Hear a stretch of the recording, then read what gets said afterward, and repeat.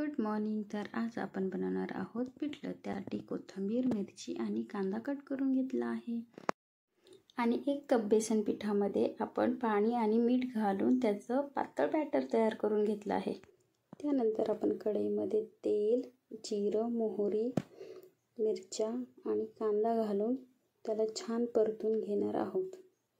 या पद्धतीने golden brown होईपर्यंत आपण कांदा परतणार आहोत। छान परतल्यानंतर आपण त्यामध्ये हळद आणि थोडी कोथिंबीर घालून घेणार आहोत आणि तयार केलेले बॅटर घालून झाल्यानंतर आपण त्याला मस्त मिक्स करून घेणार आहोत।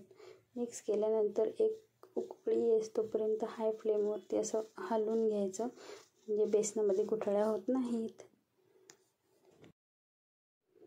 हलवून घेतल्यानंतर छान असं त्याला 15 मिनिटं छान लो फ्लेमवरती शिजवून घ्यायचं आणि मग झालं, तयार आहे आपलं पिठलं। मस्त गरम गरम भाकरीसोबत एन्जॉय करा।